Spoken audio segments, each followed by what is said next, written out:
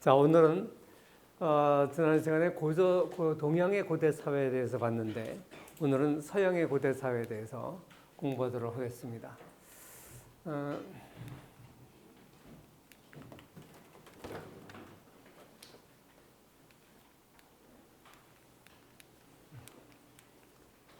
서양의 고대 사회는 그리스 로마 시대를 얘기한다 그랬죠. 우리가 학문적으로는 고전 고대 그러면 고전 고대라 그러면 서양의 그리스 로마를 말합니다.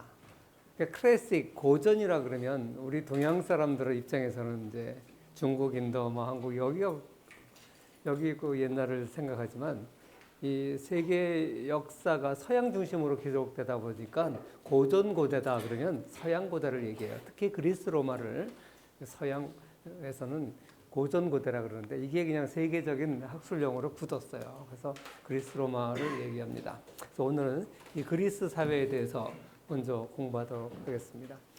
이 칼 막스는 그리스 사회를 노예제 사회다 이렇게 명명을 했습니다.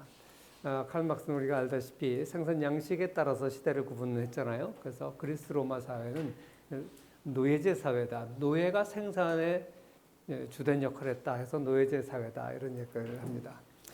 사실 이제 앞으로 이제 그리스 로마 사회를 보겠지만 사실 노예가 전부는 생산의 모든 걸 담당하는 건 아니에요. 그래서 실제로는 노예제 사회라기보다 노예 소유제 사회다. 왜? 자유민들도 상당히 많은 사람들이 생산에 참여했기 때문에 그래서 노예 소유제 사회다라고 하는 게 이제 적합한데 아무튼 고전 고대 사회를 막스주의자들은 노예제 사회다 이렇게 얘기를 했습니다.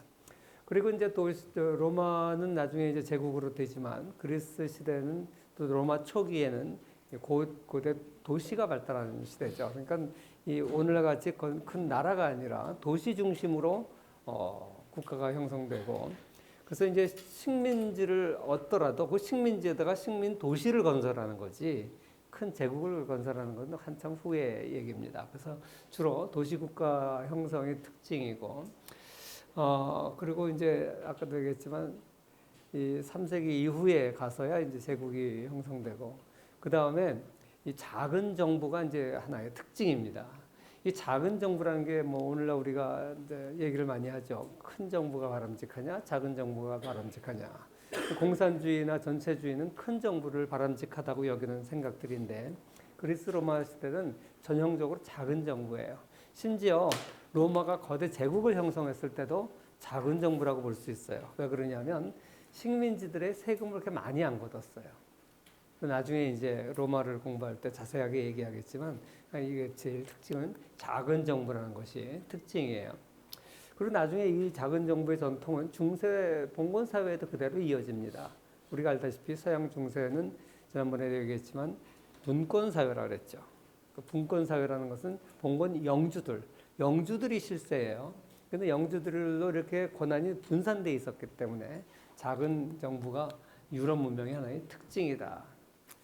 이렇게 여러 개로 분산되어 있으니까 서로 끊임없은 경쟁을 하죠.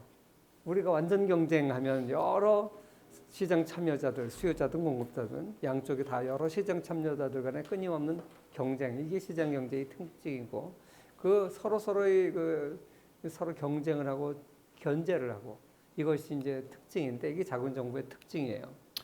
근데 고대 사회, 동양 사회 지난 시간에 우리가 얘기했지만 고대 동양 사회는 큰 강 유역에서 정부가 형성되다 보니까 큰 강 유역의 특징이 뭐라고 그랬습니까?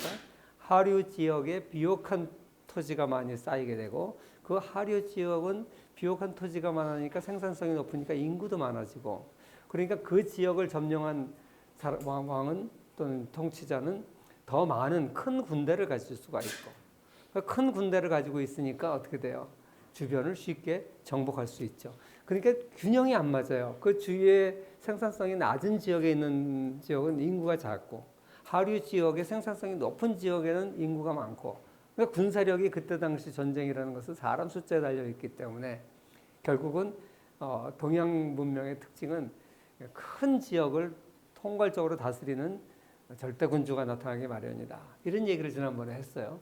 그런데 이제 이 유럽 문명의 뿌리라고 하는 고전 고대 그리스 로마 시대는 보면 거기 지역은 큰 강이 없어요. 그리고 그러다 보니까 각 도시국가 형태로 발전을 하다 보니까 여러 도시국가들이 서로 경쟁을 하고 상호 견제를 하는 상황이 돼버리죠. 그래서 이것이 굉장히 그 동양과 서양의 큰 차이를 유발해요. 왜냐하면 이렇게 여러 지역으로 나눠져 있으면 두 지역이 목숨 걸고 싸울 수가 없어요. 왜? 둘이서 싸우면 제3자가 어부질이었잖아요. 그죠? 그러니까 3자를 좋게 해주려고 둘이 싸울 바보가 없어요.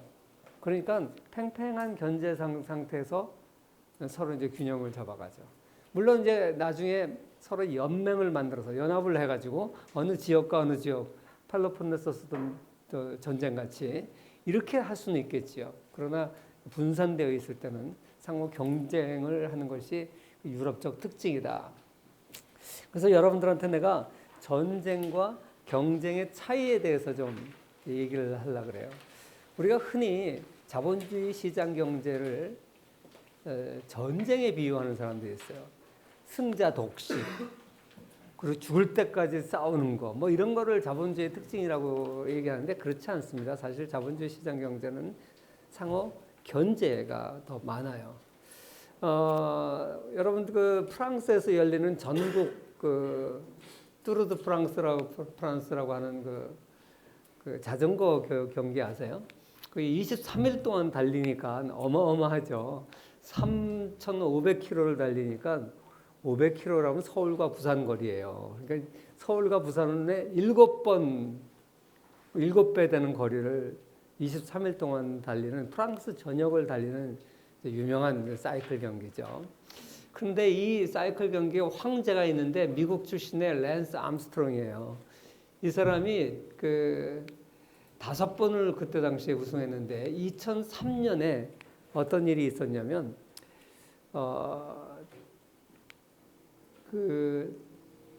안 울리라고 하는, 잠깐만 소리가 너무 화우링이 나는데,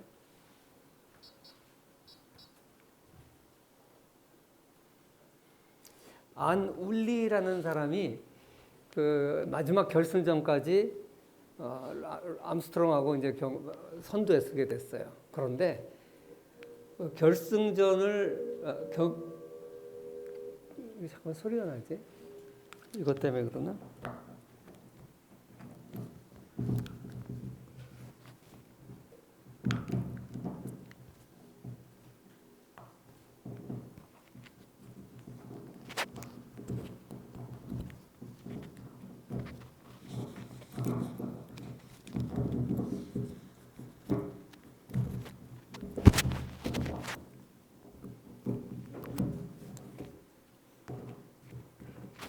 좀 마이크 갖고 온 학생은 누구죠?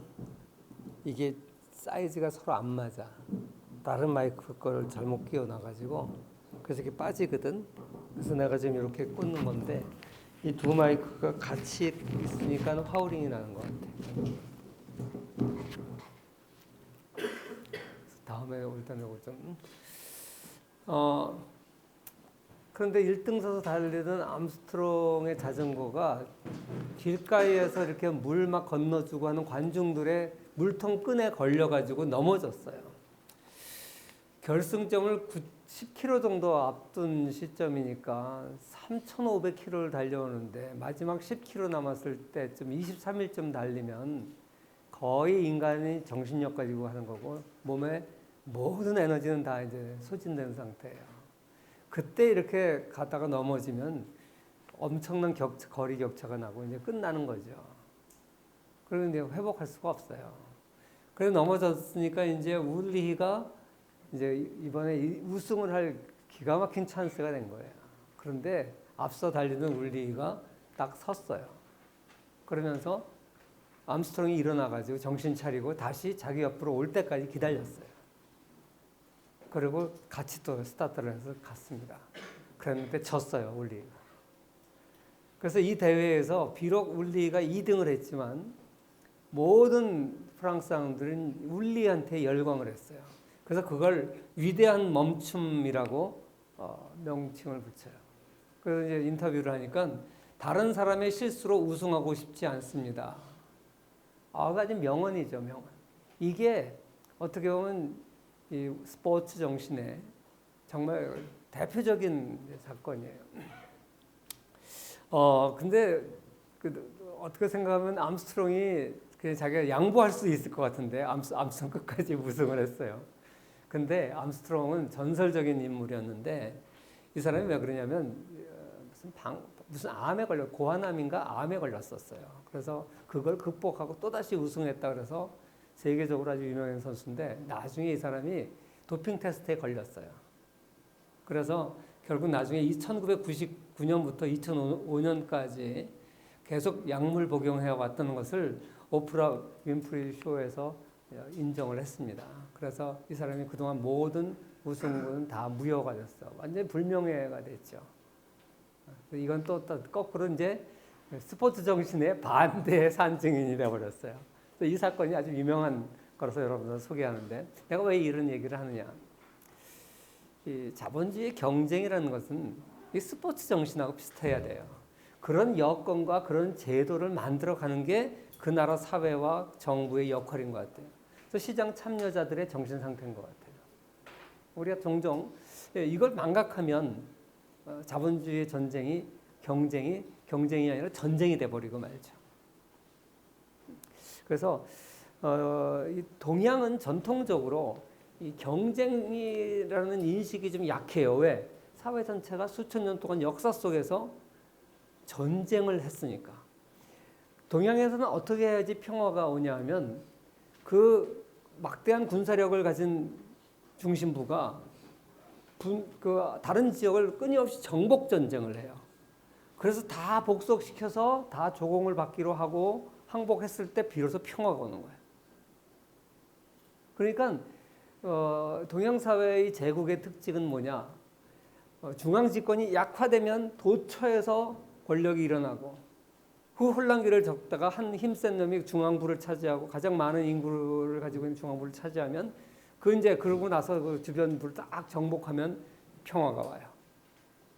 그러니까 이거는 진짜 약육강식의 강한 놈이 약자를 다 통합을 해야 평화가 오는데 서양은 여러 지방 도시로 나눠져 있고 한 녀석이 다른 녀석을 잡아먹을 정도로 그 크기가 참 어려워요. 지리적 특징이.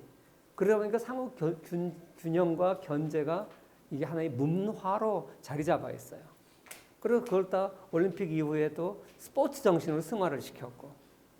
그래서 어떻게 보면 이 공정한 경쟁의 문화, 또 상호 견제의 문화, 이 문화가 서양은 동양보다 좀 오래된 것 같아요.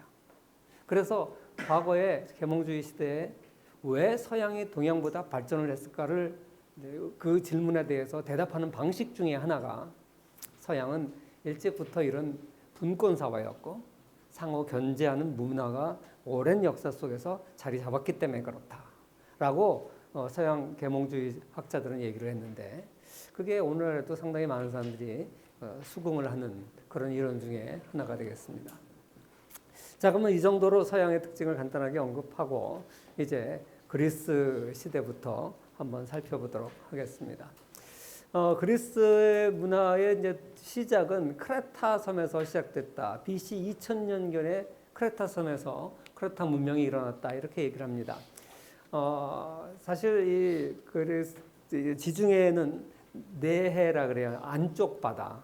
왜냐하면 그리스는 우리 알다시피 위쪽에는 유럽 대륙으로, 동쪽에는 예루살렘이나 이쪽으로, 그 남쪽에는 아프리카로, 그 오른쪽에는 시리아, 아시리아, 바벨론 이쪽으로 이렇게 이렇게 쌓여 있죠, 그죠? 그리고 이제 그 대서양으로 나가는 좁은 관문이 있을 뿐이에요. 그래서 이걸 육지로 이렇게 쌓여 있기 때문에 안쪽 바다다, 내해다. 그리고 이 태서양이나 태평양에 비해서는 파도가 적고, 물론 거기도 파도가 없는 건 아니지만, 그래서 굉장히 이 지중해 자체가 하나의 하이웨이가 됐어요, 옛날에는. 그래서 이 안에서도 이 크레타 섬, 또 사이프러스 섬, 이런 섬들을 중심으로 해서 수많은 섬들로 구성되어 있기 때문에 항해술이 발달하지 않은 시대에도 여기는 상업이 발달할 수 있는 조건들이 많이 갖추고 있었어요. 지난번에 얘기했던 두로와 시돈, 이쪽 사람들이 페니키아 문명을 일으켰다 그랬죠. 페니키아 문명을 일으켜서 이 지중해 연안에 많은 식민지를 건설했는데 이거와 별거로 크레타 섬에서 이 크레타 문명이 발전을 한 겁니다. 그래서 이 독보적인 청동 재련 기술로 통해서 불을 축적하기 시작했고 이 크레타 문명은 여러 지역의 섬들과 반도 지역들과 무역을 하면서 발전을 했었어요. 그런데 BC 1600년경에 북방에서 내려온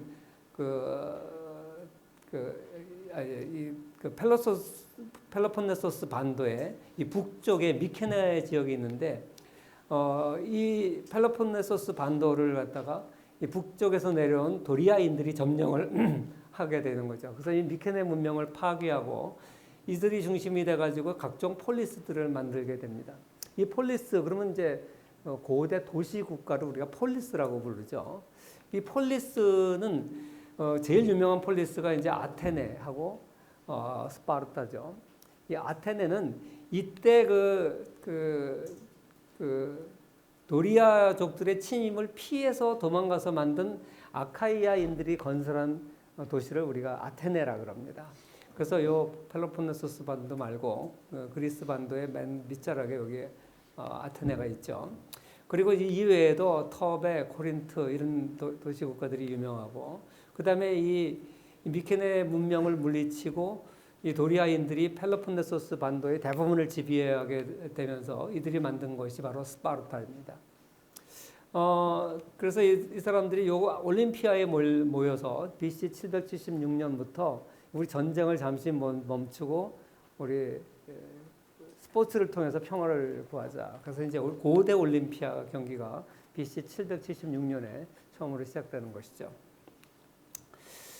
그래서 이 그리스 문명은 스파르타는 무력으로 지배했고 아테네는 상업과 경제력과 이 글로서 지배했다 이렇게 얘기를 하는데 사실 지난번에 수메르 문명에서 쐐기 문자에서 이 그리스어가 나왔다 그랬잖아요. 이 그리스어는 일찍부터 이렇게 발전을 해서 그 호메로스가 쓴 서사시 일리아드에 보면 이런 기록들이 다 나와요.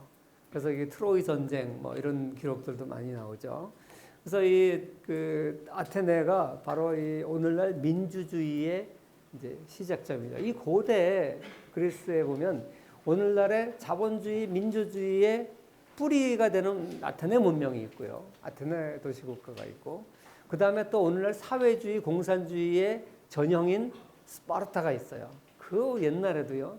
지금하고 거의 비슷한 경제 시스템 두 체제가 같이 존재합니다. 그래서 그게 아주 흥미로운데 먼저 아테네에 대해서 한번 공부해 보겠습니다. 아테네는 아까도 얘기했지만 경제적 발전, 특히 상공업을 통해서 발전을 이룬 대표적인 나라고 오늘날 민주주의 시스템을 가장 먼저 성립시킨 곳이죠. 물론 이런 나라들도 초기에 작았을 때는 다 왕정으로 시작됩니다. 왕정이 없으면 처음 시작이 안 돼요. 왕정으로 시작됐다가 그 다음에 왕 한 사람이 아니라 여러 권력자들이 나타나기 시작하면서 소위 말하는 귀족 정치로 가게 되죠. 아리스토클라시. 그래서 이 돈 번 사람들이 등장하면서 이제 그 다음에 이제 왜 우리 그 돈 번 평민들한테도 권력을 나눠달라. 그래가지고 이 사람들을 귀족들을 상대로 해가지고 성문법을 얻어내고. 그 다음에 이제 민주주의로 가는 이제 그걸 보면 솔론의 개혁을 통해서 노예제를 폐지하게 됩니다. 이 가난한 자작농들이 빚더미에서 빠지게 되면 이제 노예로 전락하게 되는데 그 사람들을 노예로 삼지 못하게 하는 그런 이제 개혁을 하게 되죠. 그 다음에 그 통치 제도를 이제 귀족 중심이 아니라 돈 있는 평민들이 많아지니까 이제 재산 규모에 따라서 투표권을 주자. 그래가지고 이 평민 중에 부자들도 정치에 참여하게 됩니다. 어떤 사회든지 보면 되게 이런 절차를 밟아가요. 그러면서 이걸 갖다 우리가 지금으로서는 이제 티모크라시, 금권제다 이렇게 얘기를 하는 거죠. 그 다음에 이제 민주정으로 가게 되는 거예요. 이 금권제로 가게 되니까 이게 돈이 많다고 해서 투표권을 더 주고 막 그러니까 또 이제 또 그 밑에 계층이 불만을 갖게 되는 거예요. 그래가지고 사회 전체가 무정부 상태에 빠지게 되니까 그 그 무정부보단 차라리 독재가 낫다. 그래서 그 무정부 상태에 빠진 그리스를 안정화시킨 사람이 페이시스트라토스인데 이 사람이 안정을 찾고 이제 번영은 이루지만 결국 독재를 하게 되니까 이 사람이 죽고 나서 이 혼란 상태를 수습하고 클레이스테네스라고 하는 사람이 민주주의를 이룩하게 돼요. 근데 이 사람은 나중에 또 자기가 쫓겨나. 패각 투표해가지고 이 사람이 워낙 인기가 좋으니까 너 또 다시 독재자가 될 수도 있겠다. 그래가지고 쫓아내 버려요. 그러다 나중에 또 전쟁이 일어나니까 다시 이 사람 불러와서 전쟁을 하고 막 그런 이제 그리스 역사가 있는데 아무튼 이 클레이스테네스 때 비로소 민주 정치가 이제 안정이 되는 겁니다. 그래서 이 행정구역을 데모라고 바꿔요. 원래 이 구역마다 이 귀족들의 이름이 그 동네 이름이에요. 그래가지고 그 성이 뭐냐면 그 지역 이름인 동시에 귀족들의 이름이었는데 이걸 없애고 데모라 그래가지고 소 지역으로 나눠서 서민들에게도 이름을 부여하게 되는 거죠. 우리도 옛날에 보면 평민들은 이름이 없었잖아요. 성이 없었잖아요. 그런데 주인의 걸 따라서 성을 주기도 하고 막 그랬는데 그래서 이 집안 출신을 성으로 사용하는 것을 제도적으로 없애버리고 그리고 이렇게 지역별로 데모로 이렇게 나눠가지고 이름을 주고 그래서 이 클레이스테네스의 개혁을 데모크라티아라고 불러요. 그리고 아테네 시민을 데모스라고 부릅니다. 이게 이제 데모크라티아 민주주의가 시작하게 된 게 바로 이 그리스에서 시작을 하게 된 거죠.